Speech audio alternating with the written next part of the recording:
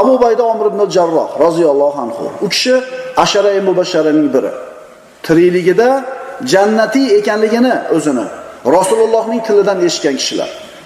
Rasululloh aytadilar: Abu Bakr fil janna, va Umar fil janna, va Ali fil janna, va Usman fil janna, va Talha fil janna, va Zubayr fil janna, va Abdurrahman ibn Auf fil janna, va Sa'd ibn Abi Waqqas fil janna, va Sa'id ibn Zayd ibn Amr ibn Nufayl fil janna, va Abu Ubayda ibn Jarroh fil janna. Tarjimani keragi yo'q. 10 ta bular. Ne saodat mana shu 10 talikka kirib qolishlik. Abdulloh ibn Umar shunday deydi: Quraysh qabilasida 3 ta odam bor. Ular insonlarning eng ochiq chehralisi, go'zal axloqlisi va hayolisidirlar. Agar sizga gapirsa, bir og'iz ham yolg'on gapirishmaydi. Agar siz ularga gapirsangiz, sizni yolg'onchiga chiqaradi.